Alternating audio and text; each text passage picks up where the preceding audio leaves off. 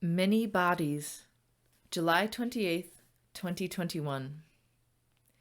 I have learned that our physical bodies, whether we like it or not, are permeable to energies, influences, and even beings from other dimensions. This is because while our bodies seem to exist in isolation as a finite entity, they are actually a finely tuned instrument that exists simultaneously on and within every dimension. These other dimensions are not subject to our seemingly implacable physical laws, and the more in tune we are with those other dimensions, a very apt description, as the dimensions operate in terms of frequencies and resonance, it is easier for us to circumnavigate what seem like irrefutable laws of our world. The results look, to a casual observer, like magic. Indeed, regardless of the increasing rapidity and ease of these manifesting physical and metaphysical miracles in my life, they never stop feeling like magic. I had a strange teacher for this lesson, actually. It was, of all things, a legion of parasites. Before coming to France, I lived for a time in the Appalachian Mountains. While there, I spoke to a seer, a recluse and oracle named Judith, who directed me to read the Essene Gospel of Peace. Within this text, Jesus teaches his followers how to cleanse their bowels. I followed his instructions and, with apologies to my more sensitive readers, on the fourth day released a number of white worms upwards of 8 inches long. Shaken and shocked, I embarked on a full-scale battle to reclaim my body. As I fought to rid myself of these unwelcome entities, I began to wonder where they had come from. Parasites live on the life force of the body, draining vitality and nourishment. They also live, I learned, in a place within the intestines that corresponds to the pituitary gland of the brain, also known as the master gland. This means they can send direct signals to the part of the brain that commands the entire glandular system, essentially manipulating the body from within. Once I learned that my body had been harboring parasites, so much of my life made sense. For them to manipulate the very command center of the brain is the ultimate form of gaslighting. We are often urged to listen to the voice of our body, but for so many years I was bewildered as to why my body was telling me to do things I knew were destructive, like drink alcohol and eat too much sugar. I felt like I couldn't trust myself or the voices that spoke from within. I felt unclean, but didn't know why. I did not want to be in my own skin. My relationship with food, and indeed with my body itself, had over the years become deeply adversarial. I would starve myself for long periods of time and exercise until I was close to dropping. I did not know how to rest. I understand now that this was an instinctive reaction to the parasites I hadn't known I was harboring. In fact, there were adversaries, and they operated from within the body itself. I know now why I was wary of eating anything. A part of me understood that each time I did, I was only feeding the voracious perpetrators of my own illness. When I rested, it was they who gained strength. When I ate, it was they who were nourished and fed. Through my battle with parasites, I learned how we are so much more than just a physical body. We have subtle bodies, emotional, mental, spiritual, and I discovered on a visceral level that each of these bodies exists as a perfect mirror of all the others. As I engaged in conscious battle with the unholy entities within me, I finally understood that if I had parasites in my physical body, I must also have them in these other bodies. I began to think about this. An emotional parasite could be shame or guilt. A mental parasite could be self-doubt. A spiritual parasite could be a contract or connection to other souls that are harmful to me. These soul contracts, I understood, showed up consistently in my life as toxic, cruel, or exploitative relationships. These especially took the form of intimate relationships.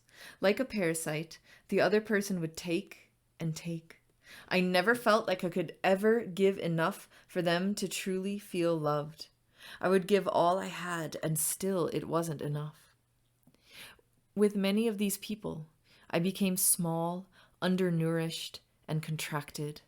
I was enthralled to these relationships. I felt I would die if I left them. In truth, it was they who would die if I left. They had not yet discovered their own divinity, their own life force, and they depended on my strength and my love for survival. This is why they clung so tightly, guarded me so jealously.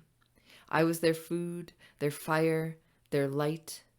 I could not become too strong, or I would leave them, and yet I could not be wholly broken, or I would be of no use to them. I understood finally why I had to be small and frozen and yet alive. At that point, the battle against these parasites had morphed for me into a shamanic battle for my very soul. I realized that to truly rid myself of parasites, I would need to address every one of my bodies, not just my physical body. So, my cleansing took, and still takes, the form of an uncompromising purging of parasitic thought forms, emotions, and relationships, in addition to anything that may be inside of me physically. It has felt like a long, slow, arduous battle. The physical overhaul of my body has left me exhausted. It has been almost 3 months of fasting, cleanses, and ozone therapy where my very blood was infused with light and transfused back into my veins. I learned recently, however, that the physical parasites have been totally purged. I was given confirmation of this fact in a miraculous way. The moment I beheld what had been operating in secret within my deepest bowels was so overwhelming, so horrifying, that my angels knew the announcement of their release must be both dramatic and unmistakable. So, this is what they gave me. This is how it came about. I work very closely with my dreams. I will speak more on this later, but I have found that dreams offer a powerful realm for learning and transformation. As such, one of my nightly practices is to set an intention before falling asleep. I then receive messages in my dreams that lead me toward the fulfillment of that intention. One night, last week, while still in the Abbey, I asked to be cleansed once and for all of all parasites. I was very clear about this, and somehow there was absolutely no doubt in my mind that it would be done. That night, I had a dream where a number of glistening white worms floated dead in the water. I only caught a glimpse of them, but that moment of beholding is seared forever in my vision.